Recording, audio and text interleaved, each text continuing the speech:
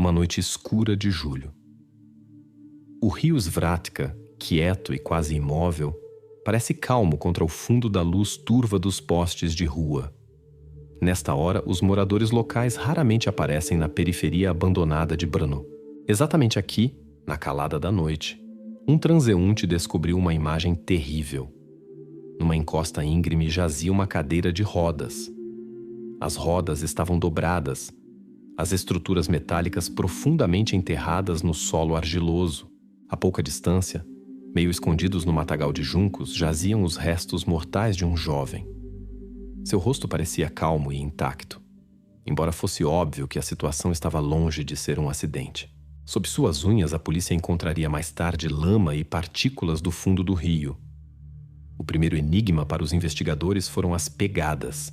No local do crime são claramente visíveis pegadas de sapatos de duas pessoas, um tamanho grande 43 e um pequeno tamanho 39. Elas levam claramente ao rio e de volta como se tivessem vindo aqui duas vezes. O tamanho do sapato corresponde aos sapatos dos pais de Jan Novak, Joseph e Marie. Eles afirmam, no entanto, à polícia que não estiveram no rio naquela noite. Mais tarde, os técnicos criminais encontrarão impressões digitais de Joseph e Marie nas alças da cadeira de rodas, mas isso poderia ser explicado pelo cuidado cotidiano de seu filho. A próxima peça importante do quebra-cabeças aparece na gravação de uma câmera da loja Potravini Kratochvil. A câmera captura o carro da família, um Skoda Fabia, duas vezes, às 0h37 e às 2h14 da madrugada. Entre os dois avistamentos do carro passaram-se quase 1h30. A primeira suspeita dos investigadores se dirige contra Marie Novak, mãe de Jan. Durante o interrogatório, ela se comporta de forma apática, gagueja quando perguntada sobre o tempo e não consegue descrever claramente o curso de suas ações na noite de 15 de julho. Marie diz que estava em casa, porém suas palavras soam pouco convincentes e vagas. O irmão mais velho do falecido, Pavel Novak, também fica na mira da polícia. É sabido que o relacionamento dos irmãos era tenso. Eles brigavam frequentemente. Na noite do crime, Pavel estava, segundo suas palavras, no turno noturno. Uma vizinha da família, no entanto, afirma ter ouvido vozes altas vindas da casa dos Novaks por volta da meia-noite. Ela também viu como Pavel saiu abruptamente de motocicleta neste momento. Seu álibi ainda não foi confirmado pela polícia. A verificação ocorre posteriormente, mas o fato mais enigmático os investigadores descobrem no local do crime através de um técnico criminal. Uma análise cuidadosa da posição da cadeira de rodas mostra que ela tombou contra a direção da correnteza do rio. Se Jan tivesse simplesmente caído ou escorregado acidentalmente pela encosta, a cadeira de rodas teria ficado diferente, seguindo o movimento natural da água e a inércia. Os investigadores se olham em silêncio. Por enquanto, nenhuma explicação alta, apenas fatos e perguntas. Câmeras, pegadas, contradições estranhas nas declarações dos pais e o álibi ainda não confirmado do irmão. O que exatamente aconteceu naquela noite no Svratka, a investigação ainda precisa descobrir. Após o primeiro interrogatório de Pavel, a investigação direcionou sua atenção para seu possível papel. Dos arquivos consta que Pavel, irmão mais velho de Jan, tinha turno noturno na siderúrgica Železarny Brno na noite de 15 de julho. O registro de tempo da empresa confirmou que Pavel apareceu no portão da fábrica e se registrou às 0h55 com seu cartão magnético. O turno começou oficialmente exatamente a 1h. A declaração da vizinha, no entanto, desperta sérias dúvidas. Ela ouviu claramente gritos vindos da casa dos Novaks por volta da meia-noite e viu como Pavel deixou a casa apressadamente de motocicleta. Diante desta declaração, a investigação começou a verificar marcos temporais e rotas para descobrir se Pavel teve tempo de fazer algo relacionado ao incidente no Svratka e ainda assim chegar a tempo na fábrica. Os investigadores prestam atenção aos registros telefônicos de Pavel. Particular importância ganha uma mensagem perturbadora que ele enviou a um amigo exatamente às 0h12. A mensagem é curta e áspera. Gritaria de novo. Não aguento mais. Esta frase indica uma atmosfera tensa na casa e é provavelmente a razão para sua saída repentina. Depois que a investigação solicitou dados sobre os movimentos de Pavel, surge a questão da rota que ele poderia ter tomado após deixar a casa. A investigação formula uma hipótese. Se Pavel saiu por volta de 0h12, ele então teve uma chance de voltar para casa ou estar no Svratka, ajudar os pais em ações desconhecidas e então chegar ao trabalho até 0h55. A distância de casa até a fábrica é exatamente 6 quilômetros e a viagem noturna de motocicleta normalmente não demora mais de 10 minutos. Teoricamente, Pavel teve a possibilidade de estar em vários locais neste período crítico. A versão da investigação começa a se formar claramente. Pavel poderia ter ajudado os pais a levar Jan ao Rio, então encenar a queda da cadeira de rodas para retornar e se registrar a tempo na fábrica. A versão parece convincente, especialmente no contexto das difíceis relações familiares, já confirmadas por declarações de vizinhos e conhecidos. Qualquer suposição, no entanto, deve ser apoiada por evidências concretas. Nesta fase, o investigador considera ativamente a possibilidade de que Pavel não simplesmente fugiu de um conflito, mas esteve diretamente envolvido nos eventos no Rio. Mas logo surge uma evidência que questiona esta versão. Uma câmera de vídeo num posto de gasolina no caminho da casa dos Novaks para a fábrica captura Pavel claramente por volta de 0h25 até 0h30. A gravação mostra que ele estava sozinho.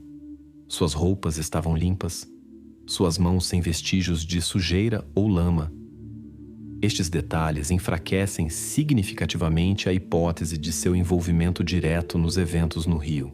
Na gravação é claramente visível como Pavel abastece sua motocicleta e paga rapidamente no caixa. Nenhum nervosismo, nenhum vestígio de pressa ou inquietação, o comportamento normal de uma pessoa que se apressa para o trabalho.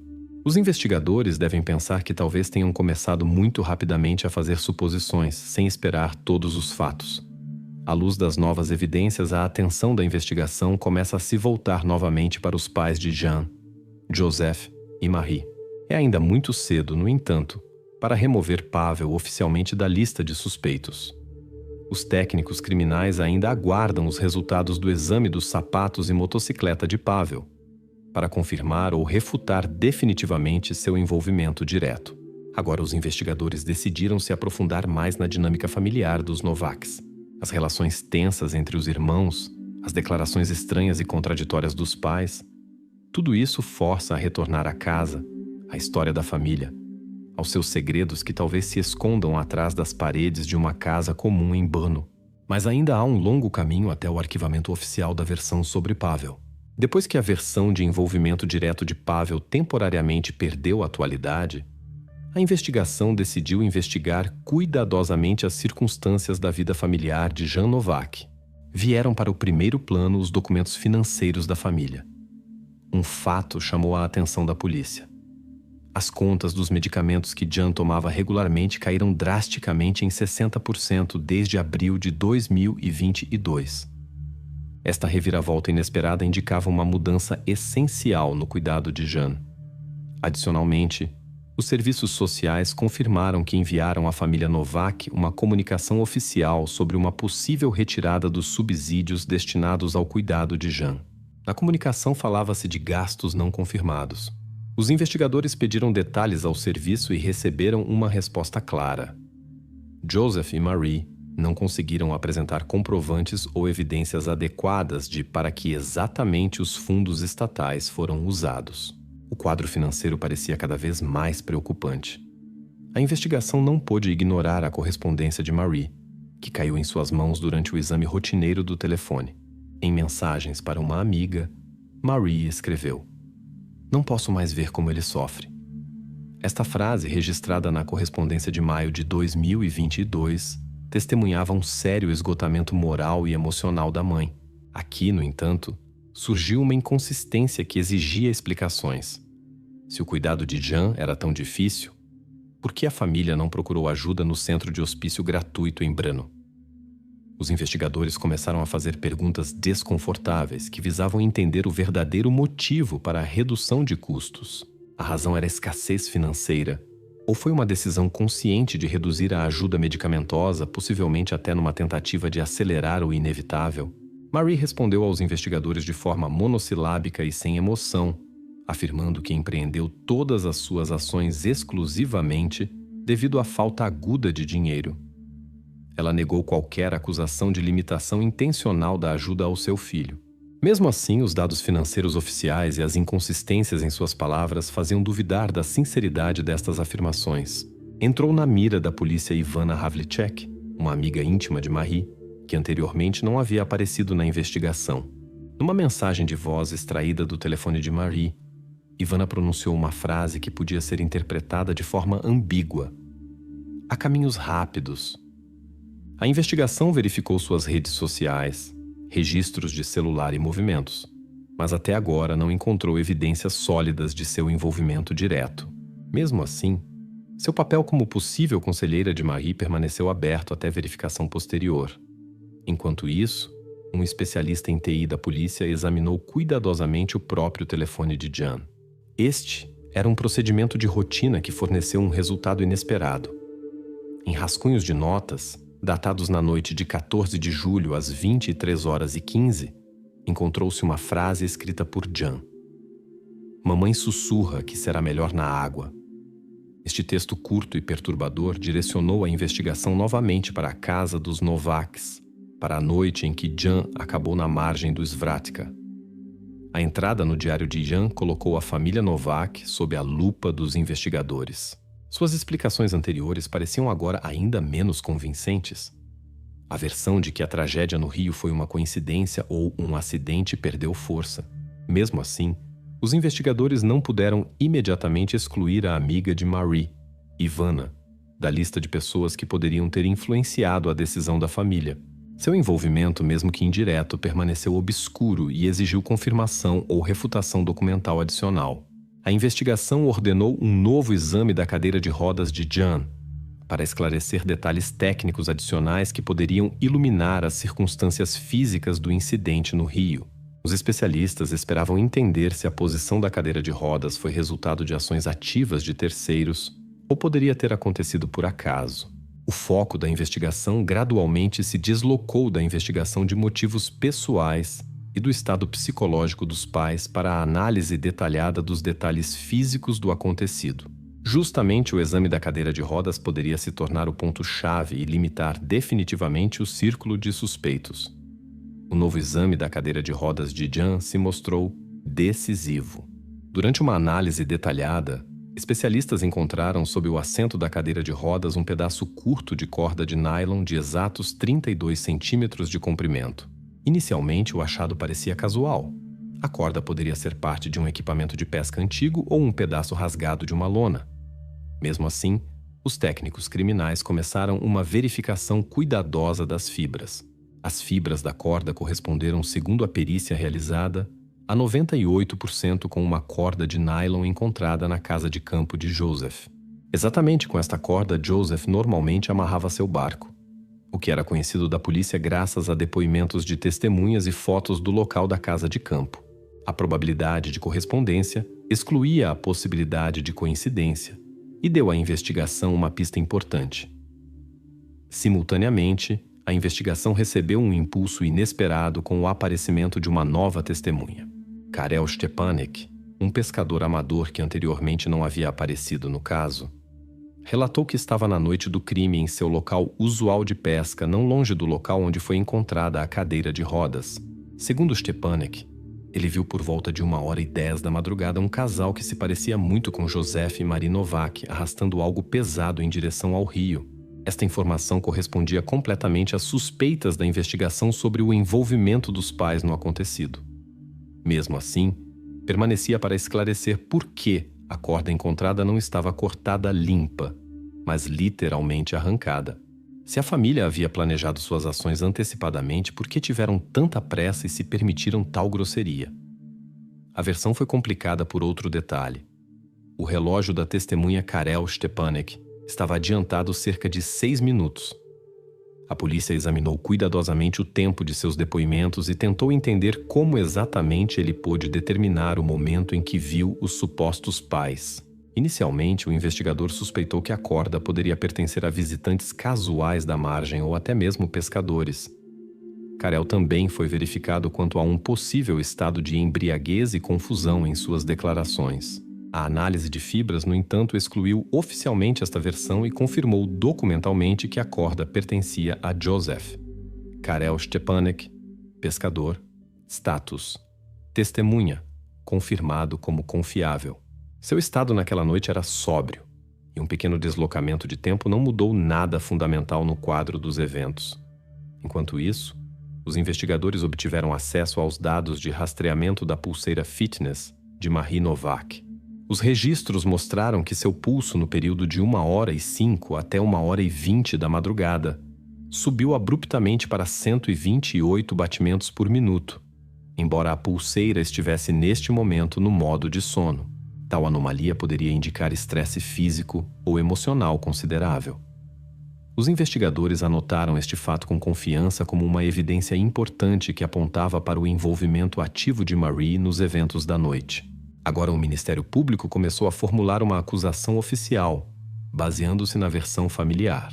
O conjunto de evidências, as fibras de corda encontradas, os registros da pulseira de Marie e os depoimentos de Karel Stepanek deram ao Ministério Público razões suficientes para uma acusação formal contra Joseph e Marie Novak.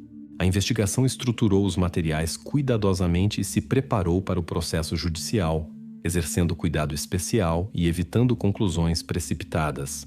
Embora as evidências claramente apontassem para o envolvimento dos pais, todas as possíveis dúvidas ainda precisavam ser verificadas e oficialmente esclarecidas. A manhã do julgamento chegou. No tribunal está silencioso e tenso. Especialistas começam, um após o outro e de forma objetiva, a apresentar as perícias que formam o quadro final da noite de 15 de julho. O primeiro a falar é o especialista em vestígios. Ele explica clara e convincentemente que a cadeira de rodas de Jan não poderia ter caído casualmente da forma como foi encontrada na margem do Svratka. O exame dos vestígios nas estruturas e o tipo de danos na cadeira de rodas indicam que ela foi empurrada intencionalmente por 2 adultos. A força e o ângulo do empurrão mostram que a cadeira de rodas foi segurada com a ajuda da corda encontrada sob o assento no encosto. A corda, como já provado, pertencia a Joseph Novak. O especialista em exames médicos adiciona detalhes importantes. A análise de microtraumas nas coxas de Jan confirma que ele foi fixado com uma tira ou corda, de modo que não pudesse se libertar. As evidências se encaixam. A família Novak havia pensado suas ações antecipadamente. Um especialista técnico apresenta os dados do rastreador GPS do Škoda Fabia. O sistema de localização da companhia de seguros capturou o veículo de Joseph e Marie na margem do Svratka no período de 1h02 até 1h24 da madrugada. Estes dados correspondem completamente aos depoimentos dos pescadores e outras testemunhas e fornecem uma confirmação irrefutável do horário do crime. Sob interrogatório cruzado, Marie subitamente desaba. Baixo e desesperadamente, como se admitisse mais para si mesma, ela diz: "Ele queria paz." O tribunal fica paralisado. Esta é a confissão que todos esperavam. Agora, todos os detalhes se encaixam. O carro da família foi capturado à noite pela câmera de uma loja e pelo rastreador GPS. A corda foi encontrada sob a cadeira de rodas, claramente a corda do barco de Joseph. As impressões digitais dos pais, estabelecidas por técnicos criminais, foram feitas depois das 22 horas da noite, confirmado por pó fluorescente. Os documentos financeiros da família e o diário de Jan mostram claramente o desespero e a pressão a que a família esteve exposta por muito tempo. O papel de Pavel está definitivamente excluído. Seu álibi foi confirmado por dados biométricos na fábrica. Impressão digital e gravações de câmera não deixam dúvidas. Pavel, irmão mais velho. Status: suspeitas completamente esclarecidas. Em processo separado foi verificado o papel de Ivana Havlicek, amiga de Marie. Uma gravação de áudio apresentada pela própria Ivana ao tribunal confirma claramente que ela não ofereceu a Marie soluções rápidas. Ivana insistiu em usar os serviços de um hospício. a versão de seu envolvimento está oficial e, sem dúvida, esclarecida. Quando o promotor lê a acusação final, Joseph subitamente pula de seu lugar. Sua voz treme de raiva. Ele acusa em voz alta os serviços sociais e o Estado pelo acontecido, afirmando que sua família foi abandonada e levada ao desespero. O juiz exige ordem. Os guardas retiram Joseph rapidamente. No tribunal, o murmúrio agitado de vozes não se acalma por muito tempo. A sentença do tribunal soa seca e clara. Joseph e Marie Novak são condenados a 15 anos de prisão. O juiz pronuncia as palavras da decisão sem emoções e comentários. Após a leitura da sentença, uma câmera captura Pavel no corredor do tribunal. Ele está de lado e olha para o chão. Seu rosto está inexpressivo. Apenas profunda fadiga se lê em seus olhos. Jornalistas discutem rápida e baixo os detalhes do caso. Ele está oficialmente fechado, mas as conversas continuam. As pessoas se perguntam quem notará o próximo grito silencioso de ajuda, quando alguém novamente estiver à beira do abismo. Estas discussões, no entanto, já permanecem fora da parte oficial. O caso, Noite no Svratka, está fechado e deixa apenas fatos tristes e registros nos protocolos. No início do verão, estudantes por toda a Grã-Bretanha aguardavam ansiosamente o fim do ano letivo e o início das férias. Entre eles estava também Danielle Jones, de East Tilbury, no condado de Essex. Na manhã de 18 de junho de 2001, Danielle se preparava para a escola como de costume. Por volta das 7h55, ela se despediu da família e se dirigiu ao ponto de ônibus para pegar o ônibus escolar. Às 14h30, o telefone tocou na casa da família Jones. Do outro lado da linha estava o professor de Danielle, perguntando por que ela havia faltado às aulas. Esta pergunta atingiu os pais de Danielle como um raio em céu azul. Eles não conseguiam entender por que sua filha não havia aparecido na escola. Ela não tinha motivo para faltar às aulas. Daniela Sarah Jones veio ao mundo no outono de 1985 no condado de Essex. Seus pais, Linda e Tony Jones, viviam junto com Daniela e seus 2 irmãos mais novos na pequena aldeia de East Tilbury. Daniela era bastante reservada, preferia o conforto do lar e às vezes era tímida na presença de outras pessoas. Mesmo assim, possuía um excelente senso de humor e tinha muitos amigos. Daniela amava animais mais do que tudo. Em casa tinha 2 pequenos coelhos fofos que adorava acima de tudo. Quando os pais de Daniela receberam uma ligação da escola, esta notícia os perturbou profundamente. Eles pensaram que, mesmo se sua filha tivesse decidido matar a aula, ela certamente voltaria para casa antes do anoitecer. Afinal, Daniela sempre teve medo de ficar sozinha à noite. Durante todo o dia, os parentes e amigos de Daniela tentaram contatá-la. Enviaram mensagens e ligaram para ela, mas havia apenas silêncio. Este comportamento não combinava nada com Daniela, o que deixou todos ainda mais preocupados. A história de Danielle deixou muitas perguntas sem resposta. Ela sempre mantinha os pais informados sobre seus planos, mesmo quando queria apenas visitar os vizinhos. Normalmente ligava para casa assim que chegava ao seu destino. Quando escureceu e Danielle ainda não havia retornado, seus parentes ficaram inquietos e decidiram começar a procurá-la. Linda Jones permaneceu em casa, esperando por uma ligação ou o retorno de sua filha. Por volta da meia-noite, quando ficou claro que algo havia acontecido com Danielle, os pais se dirigiram às autoridades pedindo ajuda. Os investigadores primeiro interrogaram o círculo da desaparecida. Depois de constatar que Danielle não tinha motivo para sair de casa e todas as suas coisas ainda estavam no lugar, foi decidido começar imediatamente a busca. O irmão mais novo de Danielle compartilhou uma observação estranha. Na manhã, ele havia visto pela janela sua irmã saindo de casa e tomando o caminho habitual. Mas então de repente se virou e foi em outra direção. Isso lhe pareceu incomum. A operação de busca foi iniciada em grande escala. Investigadores, condutores de cães com cães farejadores, parentes e amigos se puseram a caminho ao longo da rota usual de Danielle, que ela normalmente tomava para a escola. A mãe mal fechou os olhos durante toda a noite.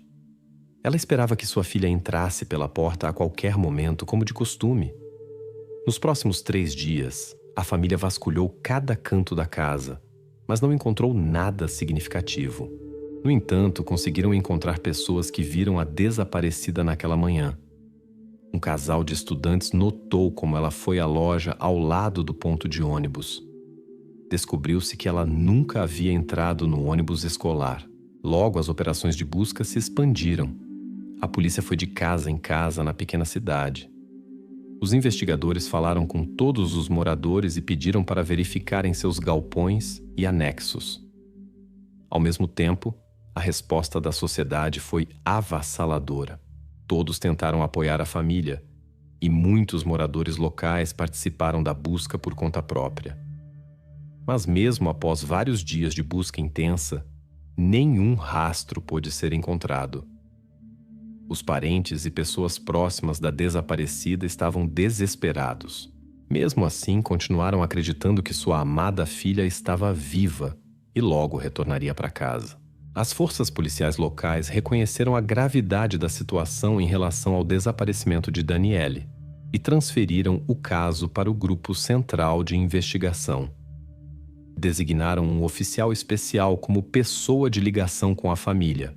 Sua tarefa era apoiar os parentes durante toda a investigação e comunicar-lhes prontamente novas informações. O oficial deveria estabelecer uma relação de confiança com os parentes de Danielle para entender melhor o ambiente familiar e criar um perfil da desaparecida. Durante a conversa, os pais expressaram preocupações sobre o relacionamento de sua filha com o tio. Stuart Campbell, marido da irmã de Tony Jones, era próximo de Danielle.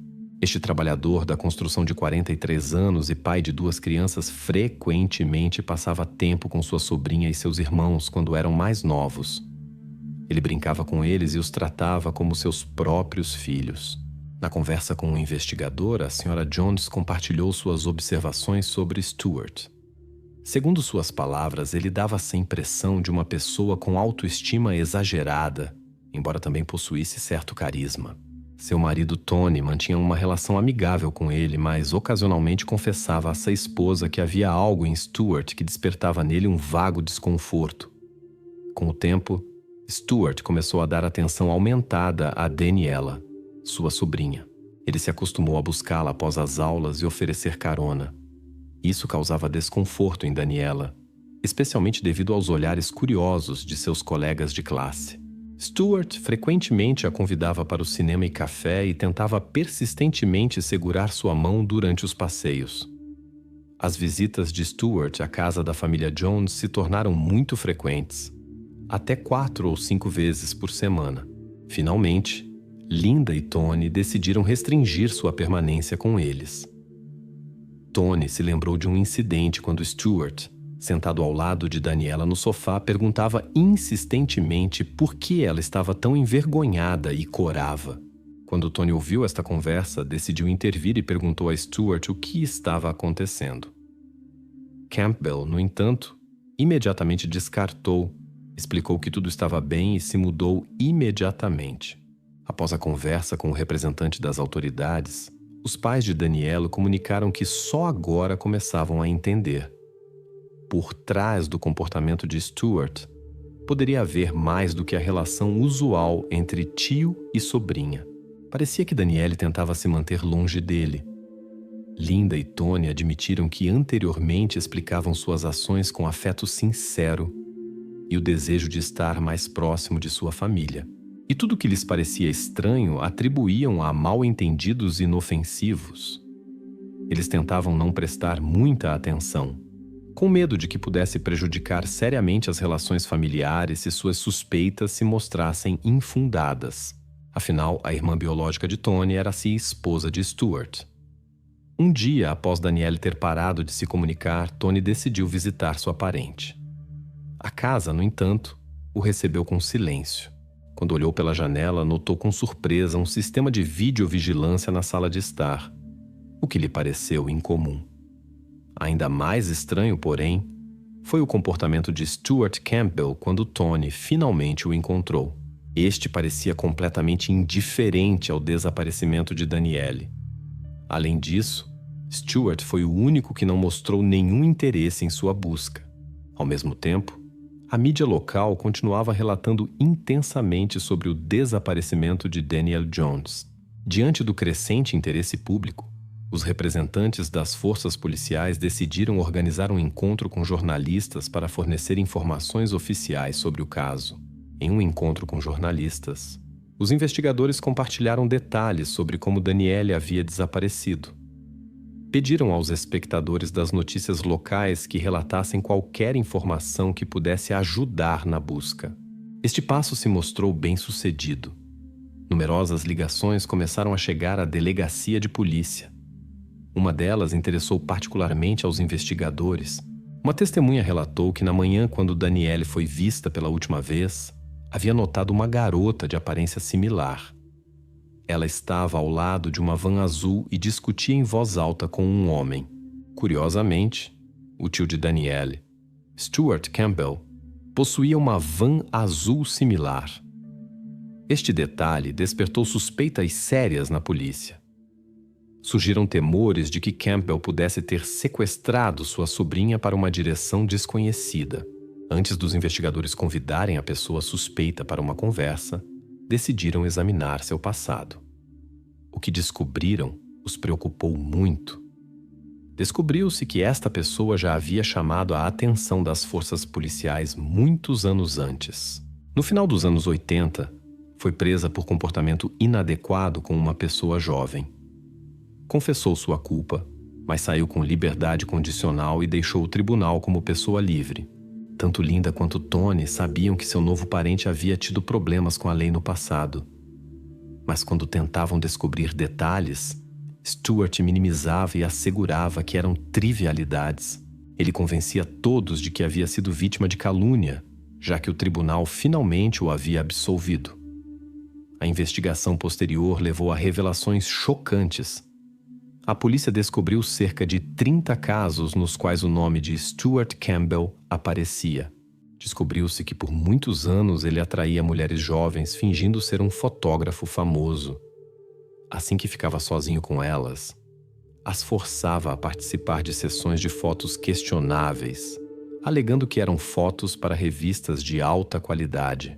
Diante do passado de Campbell e sua relação incomum com a desaparecida Danielle, os investigadores precisavam ou descartar as suspeitas contra ele ou encontrar evidências de seu possível envolvimento no misterioso desaparecimento de sua sobrinha. Como Danielle não podia ser encontrada, os investigadores desenvolveram a teoria de que Stuart Campbell possivelmente a mantinha contra sua vontade em um local desconhecido. Organizaram vigilância na esperança de que ele os levasse ao paradeiro da desaparecida. Seu comportamento, no entanto, apenas reforçou as suspeitas das forças policiais.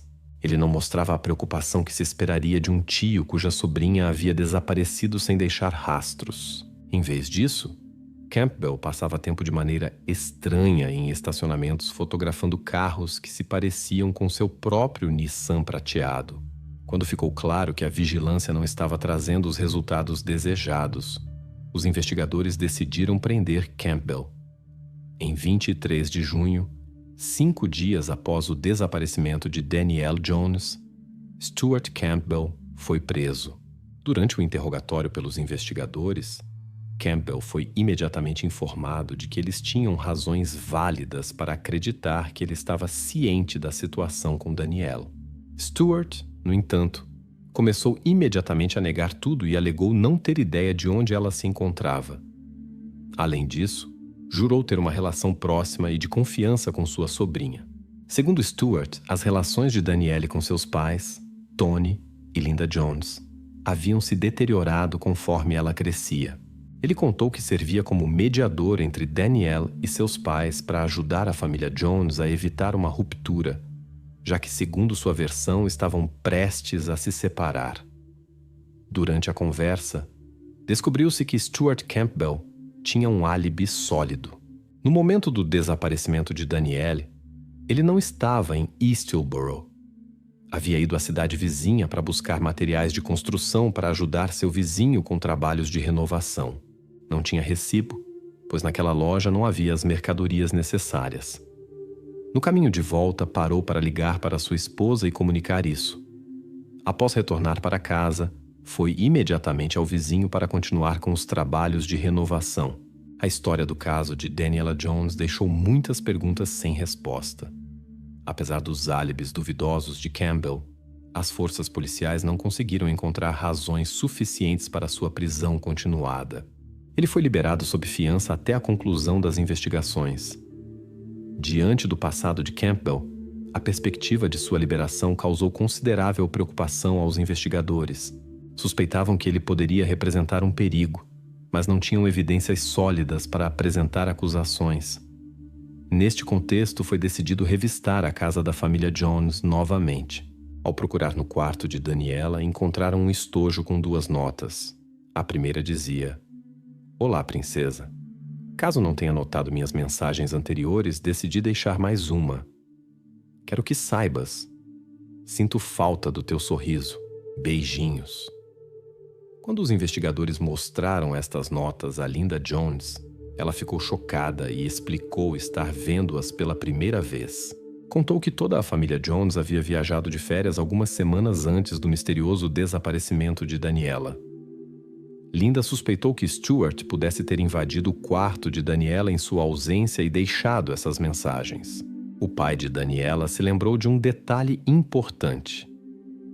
Antes de sua partida, Campbell havia instalado uma nova porta traseira em sua casa. Surgiu a suspeita de que ele poderia ter feito uma cópia da chave para a nova porta exatamente neste momento. As investigações levaram à necessidade de examinar a casa da família Stuart Campbell. Após obter a autorização correspondente, os investigadores começaram a inspeção. Na casa foi descoberta uma variedade de equipamentos fotográficos, o que por si só não despertou suspeitas. No entanto, os achados tomaram um rumo preocupante. Entre os pertences pessoais de Campbell, foram encontradas imagens que causaram preocupação. As fotografias de pessoas jovens eram de natureza inadequada e pareciam ter sido tiradas com a própria câmera do dono da casa. Além disso, foram encontradas imagens de conteúdo similar que haviam sido baixadas da internet. As descobertas mais preocupantes esperavam os investigadores no sótão. Em uma bolsa dupla havia objetos que davam margem a pensamentos ruins. Roupas íntimas, meios de restrição de movimento e brinquedos para adultos. Particular atenção despertou um par de meias brancas com vestígios quase invisíveis, que foram enviados para exame posterior. Durante a inspeção, também foi confiscada uma van azul que pertencia a Campbell. Stuart Campbell alegou ter informações de que Danielle não havia desaparecido, mas havia decidido por conta própria deixar a casa devido a constantes desentendimentos entre seus pais. Para confirmar sua declaração, apresentou aos investigadores uma mensagem que supostamente havia recebido do número de Danielle no dia de seu desaparecimento. Nela estava escrito: "Olá, Stu. Obrigada. És para sempre o melhor tio. Diga à mamãe que sinto muito." Esta informação deu esperança aos pais de Danielle de que sua filha estivesse se escondendo em algum lugar. No entanto, estavam extremamente preocupados por ela não ter entrado em contato com eles até agora e não ter retornado. Um especialista em análise de texto examinou a suposta mensagem de Danielle. Ele constatou que estava escrita em letras maiúsculas, embora Danielle normalmente usasse letras minúsculas. Os investigadores solicitaram dados da operadora de telefonia móvel de Campbell. Descobriu-se que a ligação que Campbell supostamente havia feito para sua esposa quando retornava da loja de materiais de construção no dia do desaparecimento de Danielle foi feita de Eastleborough, e não de onde Campbell alegava ter estado.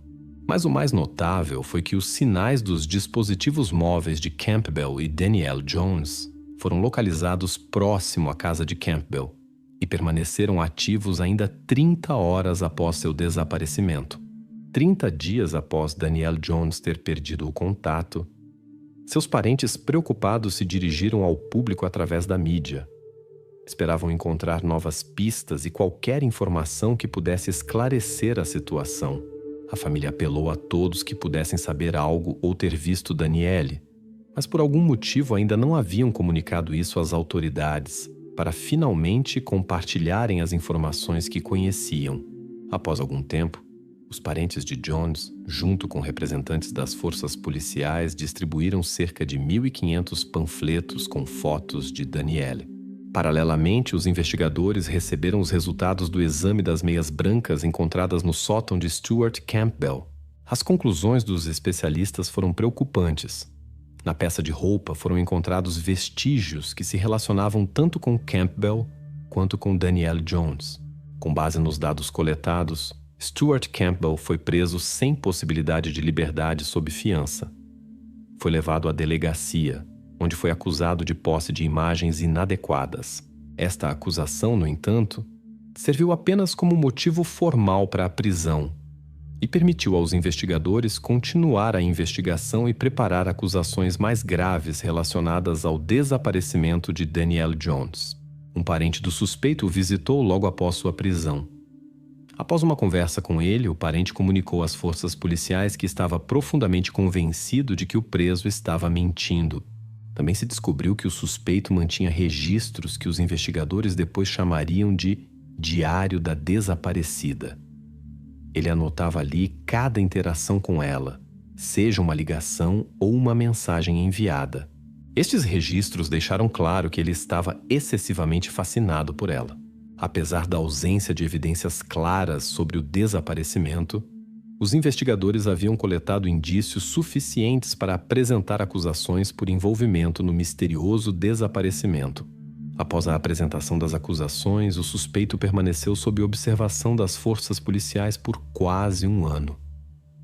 Durante este tempo, chegaram mais de 500 relatos de toda a Grã-Bretanha e Europa dizendo que a desaparecida, supostamente, estava bem. Isso causou dificuldades consideráveis à polícia local, pois cada um destes relatos precisava de verificação minuciosa. Se houvesse a menor possibilidade de que ela ainda estivesse em algum lugar e este relato tivesse passado despercebido, isso poderia ter sido um argumento importante para os advogados de Campbell no tribunal. Nos meses antes do início do julgamento, os esforços para encontrar Danielle foram significativamente intensificados. Não se tratava apenas de encontrar evidência-chave para as investigações, mas também de dar o conforto espiritual tão necessário a seus parentes. 12 dias antes do início do julgamento contra Campbell, foram descobertos restos humanos. Os investigadores determinaram que pertenciam à estudante desaparecida chamada Millie Dowler. Como posteriormente se descobriu, um certo Levi Belfield estava envolvido em seu desaparecimento. Ele deveria responder por seus atos uma década inteira após a descoberta dos restos de Millie. Em 14 de outubro de 2002, começou o julgamento contra Stuart Campbell, o homem que era casado com a irmã do pai de Danielle. Linda e Tony Jones confiavam nele. Ele se apresentava como um parente cuidadoso. A história de Stuart Campbell levantou numerosas questões. Ele foi acusado de uma grave ofensa contra Danielle Jones. Campbell, no entanto, parecia confiante e despreocupado diante das acusações apresentadas, pois sabia que Danielle não havia sido encontrada.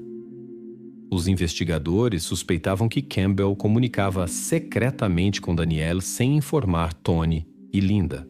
Parecia que ele estava muito fascinado por ela e havia tentado semear discórdia entre a garota e seus pais. Por último, Danielle foi vista conversando com alguém em uma van azul que se assemelhava ao veículo de Campbell. No sótão de Campbell foi encontrado um par de meias brancas com DNA dele e de Danielle.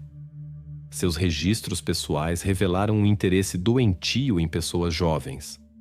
Uma evidência importante foram mensagens supostamente enviadas por Danielle. Um exame revelou que Campbell mesmo foi o autor e tentou desviar as investigações. Dados da operadora de telefonia móvel refutaram seu álibi. Durante todo o processo judicial, Campbell manteve silêncio. Apenas ocasionalmente passava bilhetes para seus defensores quando algo não lhe agradava. Após quase 3 meses de julgamento, o júri proferiu seu veredicto. Stuart Campbell foi considerado culpado e condenado a uma longa pena de prisão com possibilidade de revisão após 20 anos. Até 2019, o paradeiro de Danielle Jones permaneceu desconhecido. Linda Jones apoiou uma iniciativa em memória de Helen McCourt, cujo destino se desenrolou tragicamente. Esta proposta deveria restringir os direitos daqueles que ocultam informações importantes dos investigadores. Helen trabalhava em uma empresa de seguros quando sua vida chegou a um fim abrupto no ano de 1988. Ian Sims, o homem associado ao seu desaparecimento, nunca revelou todas as circunstâncias do caso. O apelo para a aprovação de uma nova lei coletou mais de 100 mil assinaturas e encontrou apoio no mais alto nível governamental. No ano de 2021, veio à luz um livro intitulado Meu Parente com Passado Sombrio, cujo autor era Alex Sharkey, irmão de Stuart Campbell. Nesta obra, Alex compartilhou abertamente a história de sua vida ao lado de seu irmão e descreveu detalhadamente os eventos que se seguiram ao misterioso desaparecimento de Danielle Jones. Quando 2 décadas se passaram desde o desaparecimento de Danielle, as forças policiais de Essex organizaram um evento memorial em sua honra. Os investigadores asseguraram aos parentes de Danielle que não desistiriam da esperança e continuariam a busca para que a família pudesse encontrar paz e encerrar este triste capítulo de suas vidas. Muitos acreditam que na presença de outras pessoas a atenção pública oferece proteção. As estatísticas confirmam esta teoria, porém não se deve esquecer que malfeitores podem usar vários truques para atrair alguém para um local isolado. Por isso é importante manter-se vigilante mesmo em locais movimentados. Na pitoresca Andria, uma cidade italiana com cerca de 100 mil habitantes, a história da família local Mansi chamou a atenção pública. A cidade era famosa por seu patrimônio histórico, especialmente pelo majestoso castelo Castel del Monte, que diariamente atraía muitos viajantes. Para os locais, o turismo se tornou a principal fonte de renda. Não muito longe do famoso castelo vivia a família Mansi, os pais e sua única filha muito desejada, Graziella. Nos últimos 10 anos, a família possuía uma pequena loja comercial, convenientemente localizada no caminho para o portão principal do castelo. Ali ofereciam nozes e frutas secas aos turistas. O comércio prosperava.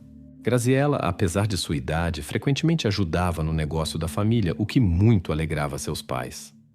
Na movimentada rua turística sempre havia muitos visitantes, e mãos extras eram muito bem-vindas. A jovem participava com prazer do negócio comum e atraía clientes com sua simpatia e energia. O sábado, 19 de agosto de 2000, não diferia dos fins de semana comuns com seu máximo fluxo turístico. Em tais dias, frequentemente o avô de Graziella ficava atrás do balcão.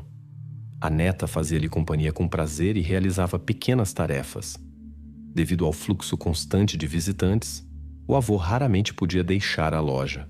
Por volta das 19 horas, o homem mais velho, que havia se cansado, pediu à sua neta para ir à fonte e encher uma pequena garrafa com água.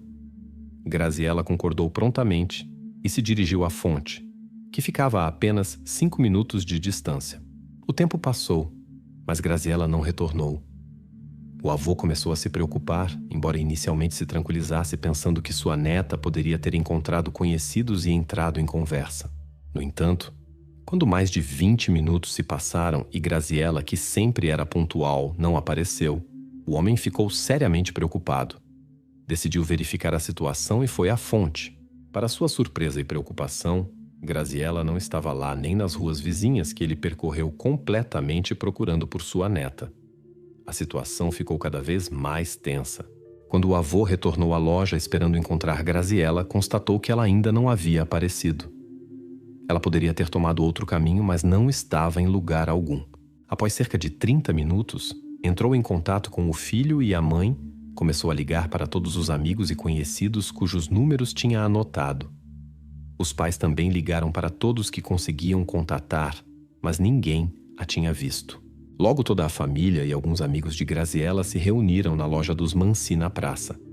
Sem perder tempo, adultos e jovens organizaram grupos de busca. Sua atividade atraiu a atenção de transeuntes e turistas, muitos dos quais imediatamente se juntaram à busca. Os parentes trouxeram uma foto de Graziella e a mostraram aos que passavam. Alguns confirmaram tê-la visto durante o dia e a noite. No entanto, ninguém podia dizer para onde ela havia ido ou o que poderia ter acontecido. A área era considerada tranquila. Raramente ocorriam incidentes ali. Parecia impensável que algo pudesse acontecer em um local tão movimentado. Após várias horas de busca infrutífera, a família Mansi se dirigiu à polícia local. Os oficiais imediatamente se envolveram na busca. Após algum tempo, um morador se aproximou de um dos policiais com informações preocupantes. Ele havia ouvido um grito da área florestada próxima ao castelo Castel del Monte. 2 carabineiros se dirigiram na direção indicada e notaram fumaça subindo do centro da plantação. Inicialmente não relacionaram isso ao desaparecimento, mas decidiram verificar a fonte do incêndio e avaliar a necessidade de intervenção dos bombeiros. Quando se aproximaram do local a cerca de 10 metros, os policiais perceberam um odor incomum. O foco do incêndio parecia estranho. Sob uma camada de folhas secas, notaram algo preocupante. Devido ao tamanho e roupas que correspondiam à descrição do traje de Graziella, os policiais tiveram que reconhecer com o coração pesado que suas piores suspeitas se confirmaram. Quando descobriram a cena do crime, já era tarde demais para mudar algo.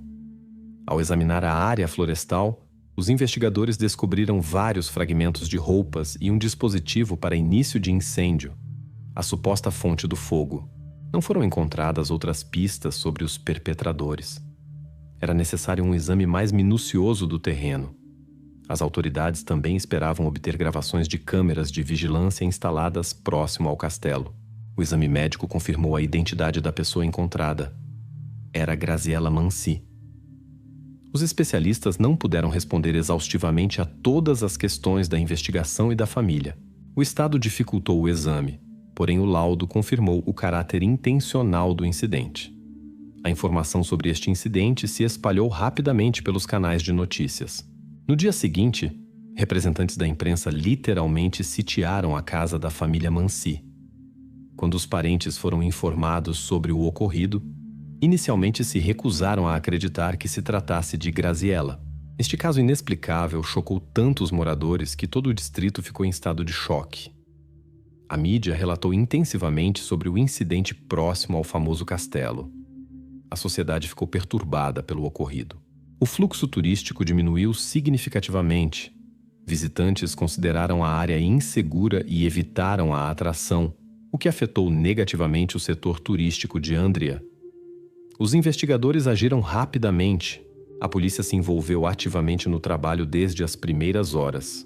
Como versão principal, considerava-se que um perpetrador conduziu Graziella da trilha para um local deserto e depois ateou fogo para apagar rastros. No círculo de Graziella, obviamente, não poderia haver adversários sérios, por isso buscavam uma pessoa adulta. A investigação seguiu várias versões. Primeiro verificaram listas de pessoas com passado criminal que poderiam estar na região. No entanto, esta linha de investigação gradualmente perdeu importância. Até dados turísticos foram examinados. Suspeitava-se que o perpetrador pudesse ser um viajante que escolhia transeuntes aleatórios. Com o tempo, esta versão também pareceu cada vez mais improvável. Ao interrogar testemunhas, amigos e conhecidos da família Mansi, o nome Pasquale Tartoro era mencionado cada vez mais frequentemente. Este jovem de 20 anos era conhecido em toda a região. Trabalhava informalmente como vigia de estacionamento na rua onde ficava a loja da família Mansi. Muitos notaram o comportamento estranho de Pasquale. Desde que Graziella ajudava na loja de seus parentes, ele a observava constantemente. Seu olhar perturbava o ambiente. Várias testemunhas apontaram esta circunstância, o que despertou especial atenção dos investigadores. As conversas das autoridades com os amigos de Pascoal confirmaram as suspeitas preocupantes. Surgiu a questão: poderia Pascoal ser um perseguidor obcecado? Os parentes rejeitaram categoricamente esta possibilidade. Segundo suas palavras, ele cresceu em uma família bem protegida e nunca entrou em conflito com a lei, pelo menos até aquela noite fatídica em Castel del Monte. Apesar das garantias de seus parentes, Pascoal se tornou a figura principal do caso. No encontro com os investigadores, as suspeitas apenas se intensificaram. Sua camiseta estava suja com manchas vermelhas escuras suspeitas e terra, como se tivesse cavado no solo por muito tempo. Em seu rosto havia vestígios de resistência. Os investigadores notaram que os arranhões eram superficiais, como se tivessem sido deixados por dedos delicados. Pascoal negou seu envolvimento no desaparecimento de uma pessoa, mas quanto mais duravam as conversas com os investigadores, mais frequentemente sua versão dos eventos mudava. Após várias horas na delegacia, Pascoal começou a ceder. Especial preocupação nos investigadores despertou sua declaração sobre a beleza de Graziella. Assim ele falava sobre a estudante. Acumularam-se muitas inconsistências nas narrativas do suspeito que obviamente tentava esconder algo da polícia. Em uma versão, Pascoal alegou que estava casualmente naquela floresta durante um passeio onde viu uma pessoa imóvel. Com medo, fugiu e pouco depois a polícia apareceu. Mais tarde, sua história foi complementada com novos detalhes. Contou como encontrou Graziella na fonte, onde ela havia vindo buscar água. Ela não teve medo dele, o havia visto frequentemente antes. Até aquele dia ele sempre pareceu calmo e adequado. Pascoal confessou que a atraiu para a floresta com uma história sobre filhotes que supostamente haviam nascido recentemente de um cão local. Quando foi definitivamente desmascarado, confessou o incidente e alegou que queria apagar os rastros. O jovem insistiu que não havia outros motivos e descreveu o ocorrido como um jogo que saiu de controle. A mídia iluminou ativamente cada detalhe do incidente, acrescentando rumores e detalhes não verificados. Isso criou confusão. Os verdadeiros motivos do perpetrador permaneceram obscuros. A história com as declarações de Pascoal tomou uma reviravolta inesperada. As forças policiais tentavam obter uma versão credível dos eventos. Em sua história havia muitas inconsistências, contradições óbvias com as evidências encontradas. Embora tenha compartilhado os detalhes dos eventos e outras informações importantes com os carabineiros, muitas questões-chave sobre o incidente e suas causas permaneceram sem resposta. Foi estabelecido que o incêndio começou por volta das 22 horas, mas o desaparecimento foi notado quase 3 horas antes. O que aconteceu durante todo esse tempo? Pascoal explicou suas ações dizendo que ouviu vozes. Perto da floresta passavam pessoas. Pensou que a busca pela desaparecida havia começado. Especial preocupação despertou o laudo do perito médico. Em sua opinião, Graziella Mansi estava consciente no momento do incêndio. Os carabineiros continuaram trabalhando com o suspeito. Surgiram questões sobre por que ele tinha apenas arranhões insignificantes nessas circunstâncias. Surgiram dúvidas se ele agiu sozinho. Possivelmente havia outros envolvidos. Foi decidido realizar um novo interrogatório. Finalmente, Pascoal concordou em cooperar com os investigadores e contar a verdade que havia escondido antes por medo. Segundo suas palavras, ele não trouxe Graziella para a floresta por iniciativa própria. Um grupo de jovens de 18 a 20 anos o forçou a isso. Na floresta esperavam Giuseppe Di Bari, Vincenzo Caratello, Domenico Margiotto e Michele Zagarria. Pascoal alegou que originalmente não havia outras intenções.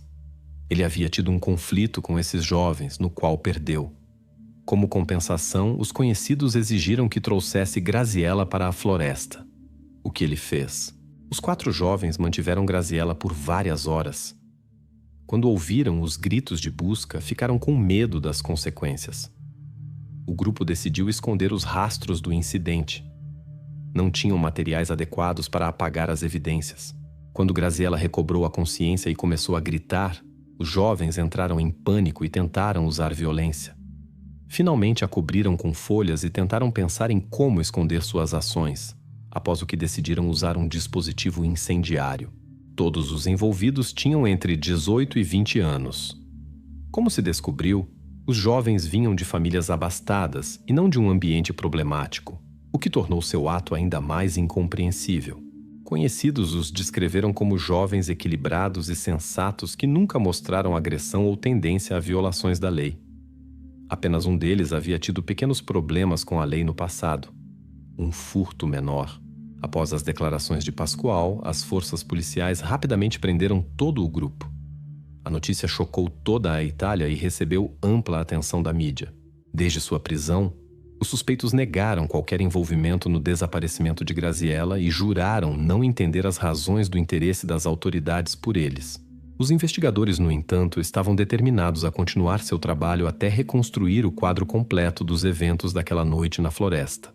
Ao examinar esses jovens, os investigadores, ao contrário de Pasquale, não encontraram vestígios visíveis do incidente. Suas roupas estavam limpas e não apresentavam ferimentos. As buscas em suas residências não trouxeram resultados. Nada suspeito foi encontrado. Nos interrogatórios, insistiam obstinadamente em sua inocência, mas confirmaram que Pasquale Tartoro realmente nutria sentimentos estranhos por Graziella. Apesar das longas conversas com os investigadores, nenhum deles mudou sua declaração. Neste momento foram liberados, mas permaneceram sob observação como suspeitos. Um detalhe interessante veio à luz mais tarde. Esses 4 jovens estavam entre aqueles que carregaram o caixão cerimonial na despedida de Graziella. Isso aconteceu ainda antes de Pasquale fazer sua declaração. Testemunhas relataram que os jovens mostraram emoções sinceras, como se sentissem profunda tristeza. Nos interrogatórios explicaram sua reação dizendo que conheciam Graziella, embora não intimamente, mas a viam frequentemente no negócio da família Mansi. Os investigadores desenvolveram a teoria de que a presença de todos os 4 na cerimônia não foi coincidência. Apesar da falta de conhecimento íntimo com a família, poderiam ter sentido desconforto interno ou tentado entender quão avançadas estavam as investigações e se havia suspeitas contra eles. A cerimônia reuniu quase toda a cidade. Até alguns turistas vieram. Em tal multidão, 4 jovens emocionais não despertaram atenção especial. Quando foram novamente chamados à delegacia, falaram com cada um individualmente. Vincenzo e Giuseppe alegaram ter um álibi. Explicaram que estavam no clube de jogos local por volta das 19 horas no dia do desaparecimento. Michele e Domenico, por outro lado, se recusaram a conversar com os investigadores e exigiram a presença de advogados. Este comportamento apenas intensificou o interesse das forças policiais nessas pessoas. Os investigadores começaram a verificar o álibi de Vincenzo e Giuseppe. No clube de computadores, sua presença foi confirmada, mas apenas pela primeira hora. O paradeiro posterior dos amigos permaneceu desconhecido, o que levantou questões nas autoridades investigativas. O caso tomou uma reviravolta inesperada quando Michele e Domenico decidiram contar sua versão dos eventos. Sua história coincidiu em grande parte com as declarações de Pasquale Tartoro. Segundo suas palavras, os amigos se encontraram à noite na floresta, supostamente para um jogo. No momento de sua chegada, todo o grupo já estava no local. Pasquale deveria trazer Graziella. Os demais participantes se esconderam atrás de árvores e esperaram por sua aparição. Até a floresta levaram cerca de 15 a 20 minutos. Neste momento, o avô provavelmente já havia começado a busca por sua neta. Quando chegaram ao local, os outros participantes saltaram de seus esconderijos. Graziella estava na armadilha. O grupo estava sob influência do álcool. Divertiram-se com o quanto Graziella se assustou. Segundo a declaração dos presos, eles só queriam brincar com a indefesa Graziella. Graziella ficou tão assustada que ficou paralisada. Em um momento, a situação saiu de controle.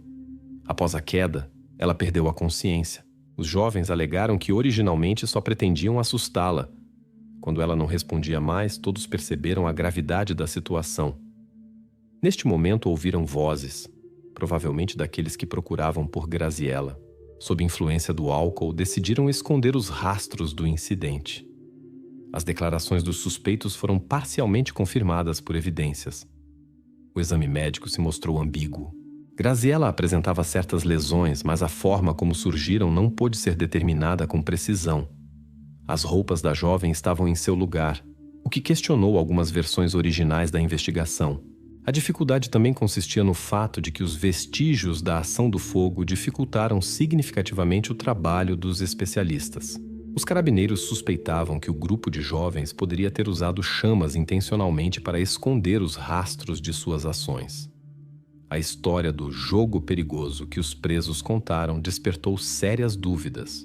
Os investigadores examinaram cuidadosamente todas as circunstâncias do incidente e tentaram estabelecer o verdadeiro curso dos eventos. Enquanto isso, os presos continuaram alegando que tudo aconteceu por acaso. A decisão final deveria ser tomada pelo tribunal. 2 do grupo, Vincenzo e Giuseppe, negaram categoricamente seu envolvimento. Segundo suas palavras, simplesmente vieram à floresta a convite de Pasquale, sem suspeitar de suas intenções. Quando viram o que acontecia, supostamente foram embora imediatamente. Os jovens explicaram que não se dirigiram à polícia por medo de possível vingança dos outros participantes ou problemas com a lei. Poderiam ser acusados de cumplicidade. Após a conclusão do processo judicial, Pasquale Tartoro recebeu uma sentença relativamente branda: 30 anos de prisão. 2 fatores contribuíram para isso: sua disposição para cooperar com os investigadores e o fato de que a perícia não confirmou seu envolvimento direto nos eventos finais. Os outros 4 participantes receberam uma sentença mais severa. Pelo sequestro de uma menor e ações intencionais, receberam prisão perpétua em solitária, sem direito a contato com outros presos. A pronúncia da sentença provocou reações violentas. A mãe de Graziella perdeu a consciência. Seu marido precisou de ajuda. Entre as famílias dos acusados, surgiu uma discussão. Os parentes da jovem consideraram a punição justa, exceto no caso de Pasquale. Em sua opinião, ele merecia uma sentença mais dura. Particularmente ativos foram Vincenzo e Giuseppe em contestar a decisão judicial. Defenderam sua inocência de forma tão convincente que até encontraram apoiadores que acreditaram em sua versão dos eventos. Isso, no entanto, não os ajudou a contestar a sentença. 8 anos após esses eventos, o Vincenzo Caratello, de 27 anos, tomou uma decisão fatídica durante sua permanência na instituição penitenciária. Talvez sentimentos de culpa o atormentassem, ou simplesmente não visse outra saída. Apenas alguns dias antes, sua mãe o havia visitado. A mulher continuava acreditando inabaravelmente na inocência de seu filho e o apoiava em todos os aspectos. No entanto, o próprio Vincenzo já havia perdido toda a vontade de continuar seu caminho naquele momento. O coração materno sentia que algo não estava certo. Ela notou que seu filho havia se distanciado, se tornado uma pessoa diferente, e seus pressentimentos se mostraram corretos. Em 19 de junho de 2013, o advogado Michele apresentou um pedido de revisão do caso, alegando violações processuais. Contestou os resultados do processo anterior, mas o tribunal rejeitou o exame do pedido. A mãe de Pascoal se dirigiu publicamente com desculpas sinceras pelas ações de seu filho, a família Mansi. Enfatizou que ele deveria assumir total responsabilidade por seus atos perante a lei. No entanto, a mãe de Graziella rejeitou essas desculpas. Sua resposta foi emocional. Declarou que Pascoal deveria passar por tudo que sua filha passou.